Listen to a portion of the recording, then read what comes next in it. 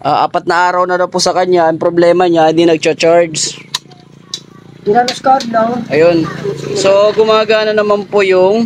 Ito po sa ating regulator mga idol. Ito pong kulay red. Ito po yung nagbibigay ng kuryente. So, check natin yan. So, wala. Makikita nyo, wala talaga. Okay.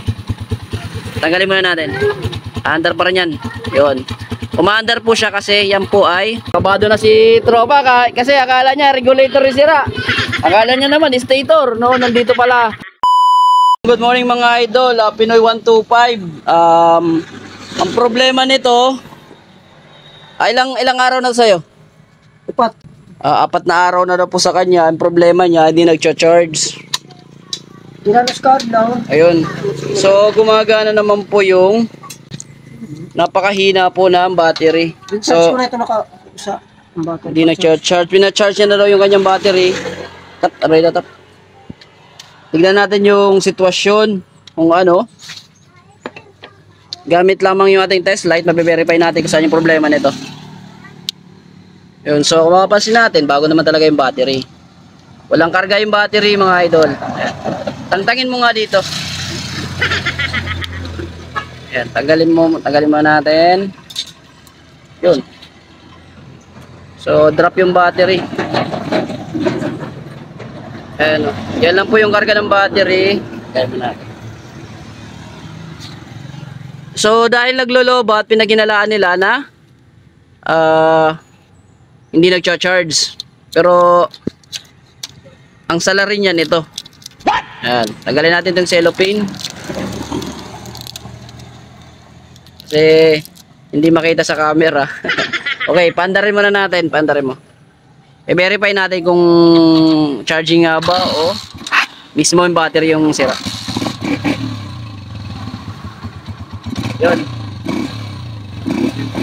Yun mga idol, no? Walang charging na nangyayari. Itong kulay red na ito yung papasok po ng harness, yung papuntang regulator. Tapos itong red naman papasok dito. Yung may problema nito, check natin yung kanyang regulator, no? Ilang araw pa lang? 4 days? Oo.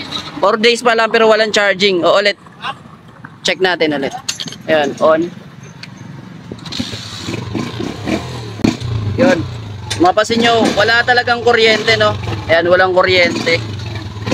Hindi po umiilaw yung neutral. So kanina napansin natin umiilaw yung neutral dahil po dito, no? Umiilaw po yung battery kasi pina-charge nga nila. So ikabit mo nga, ikabit mo. Dikit mo. 'Yon. So mapansin natin umiilaw po yung kanyang neutral. So ibig sabihin dumadaloy po yung positive papunta sa accessories wire, no? Gumagana po siya.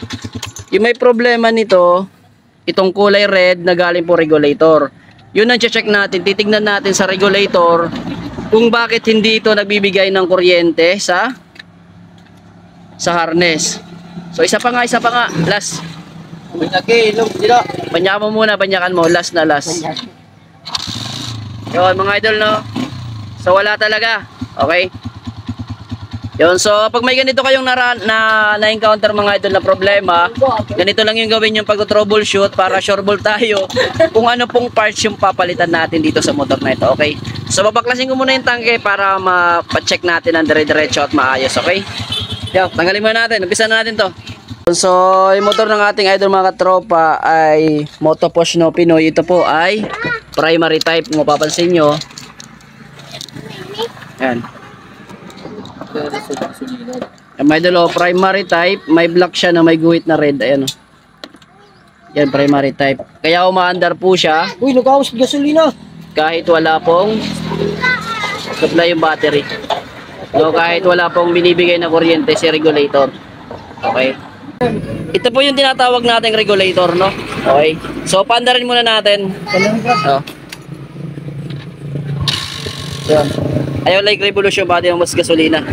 Okay. So, dito po sa ating regulator mga idol, ito pong kulay red, ito po yung nagbibigay ng kuryente. So, check natin yan. So, wala. Makikita nyo, wala talaga. Okay. Tanggalin muna natin. Under pa rin yan. Yun. Umaandar po siya kasi yan po ay primary type. Tawarin mo, tawarin. Ganyan. So mga idol, itong kulay yellow, ito test light natin. Tusukin mo sa pink. Ang ilaw. Yun! Walang ilaw, mga idol. Hugot.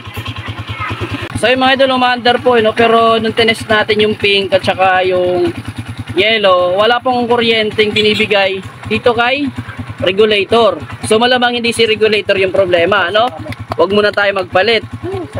Okay? Yung malalang problema nito, kasi yung problema nito nasa stator.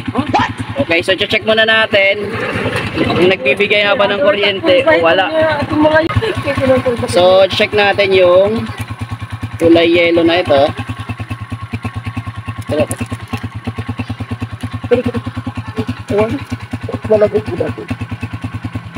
Yan. Tapos baka naka half wave. So hindi siya naka half wave, no? So malamang sa malamang walang charging talaga. Tapos yung pink meron, no? Napansin ko na kung ano yung problema mga idol, oh. Ayan, oh, bunot, oh. Yun. Bunot. Yun. Nabunot siya kaya hindi nagbibigay ng kuryente rito. Okay? Nasa socket yung problema. Ayun, oh. No, may ilaw. Ito po sa socket yung problema mga idol, no?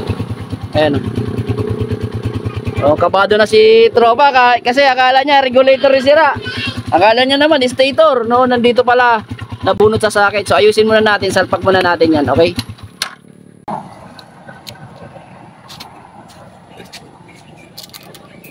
So yung mga idol, no, naayos na po natin at naipasok natin yung kulay pink, which is yung po yung kanyang charging dito, okay? So ngayon, isalpak na natin to rito at i-check natin yung kung naglalabas na ng kuryente. Okay. So, pandarin muna natin. Yun. So, mandar na. Ngayon, dito kagad tayo mag-check sa kulay red. Talagang todo hawak yung may-ari, oh. Tuwan-tuwa kasi hindi siya mapapagastos. Yun! Umilaw na! Revolusyon! Paron. Sige, isa pa. Pura na gasolina. Yun, oh. Yun, umiilaw na. Okay. So ngayon may magkakarga na po sa kanyang battery. Salpak muna natin. Yeah, maya na tayo maglagay ng fuse. Wala namang mainit. Hindi naman siya umiinit. So ibig sabihin wala pong grounded, no? Doon lang sa part na yon nahugot, no? Yung kulay pink. Kaya wala pong kuryente pumapasok dito po sa kanyang regulator. Kasi nabunot po yung charging, no? Imposible naman kasi 4 days pa lang at may sira kaagad, no? Buti na lang lumapit siya sa atin. Yan po yung may-ari, pumapalakpak pa, oh. May-ari, pumapalakpak pa, oh. May-ari, pumapalakpak pa, oh. Iwas gastos. Buti hindi ka nadaanan ng mga mekanikong ano. Yun, so ibalik muna natin kasi kulang sa battery. Ayun. Balik muna natin yung tangke. So yung mga idol, napansin ninyo, ano, saglit pa lang na umandar, nagkaroon kaagad ng kuryente dito po sa kanyang neutral, oh. Saglit pa lang natin pinandar yun, ah. So ngayon hindi na malolobad yung kanyang battery. Okay? Salpak muna natin. Okay. Ayaw, butang. Oh, butang. Sabi dito. Yun, tapos papaandarin natin. Tignan natin kung lumakas na po yung kuryente niya rito. Yan, so medyo binabalik lang. Tapos balik na natin yung kanyang fuse. Kasi may-ari nito fuse.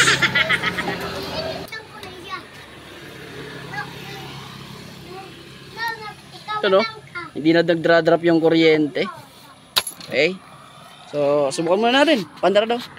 Butchok. No, so gusto niya daw i-start, wala pa yan kasi wala pang karga yung battery. Ayun, no, mahina pa. Pandarin mo muna. Yun. So pandarin lang muna natin ang pandarin. Pandarin muna natin ng mga ilang minuto, mga idol.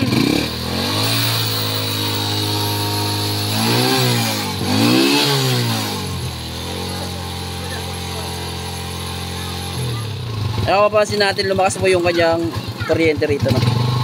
Kaya pandarin muna natin kahit mga ilang minuto lang.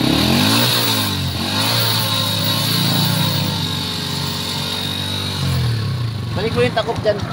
Takot dyan. Yung ano yung takip ng ano. Oh, Ayun yung fish. ano ni? Yan, yan, yan, isulpot mo dyan. Ganyan. Oh. Okay. So, ibay ka natin. Okay na yan. So, i-check rin natin ito mga idol. Isa rin ito sa sanhe kung bakit ayaw mag-start. Eh, no, maluwag. Oh. Double check din natin ito. Okay. Screw. Yun. Alright. So, ngayon, mga ilang minuto ng umandar. Try nating patayin at start. Oh, wala pa. So wala. So papa-road test na lang natin muna sa kanya. Patakbuhin natin. Kahit dun lang sa ano. Isang ikot lang. Matisting it bago. Masayro sana nga to, basay. Ayan, mga taga DNR. Oh. May kukulamber. Luyat pa gud ngin taod. So road test muna natin siya mga idol, no. So ito pa yung mayari. Ginawa ko nun niya motopush palo. Shoutout sa mga so shoutout nga pala tayo sa Superior Motor Corporation dyan po sa Palo. Ayan, baka naman ma-review natin yung mga bagong motor nyo dyan, no? Makabisita tayo isang beses. Yung dati natin mga superior dyan, kila Sir Sunny, ay Sir Nel, shoutout po, shoutout mga sir. Yun. Yung isang customer nyo dito sa Pasay, nag-aalala siya kasi yung motor niya pong charging, no? 4 days pa lang sa kanya at lobat daw kagad pinacharge niya. Natingin niya sa atin at natumbok ko ano yung problema. So mga basic wiring problem lang, pero pag mali yung diagnose eh baka magkakalkal lang kung ano yung mga mekaniko doon. Right. So ayun, shoutout sir, masyadong mga sir. Pinoy 125. Yan o. Customer natin, palyado. So dito na mga idol, no. Moment of truth, alamin natin kung ano yung nangyari, no, kung mag-start na ba o hindi. Ano? May problema? Wow! Nag-start na! Alright! So anong sasabi mo? Thank you. Sa gawang papatsyad at rap-rap. Salamat sa inyong dalawa. Okay. Salamat sa inyong dalawa. Anong salamat? Bayad mo na bago salamat. So ngayon, try pa natin sa may-ari. Wow, wag mo lunurin. Oh. Wag mong isagad na masyado kaya malulunod. Alright. So okay na. Oh. Salamat. Salamat, Chappy.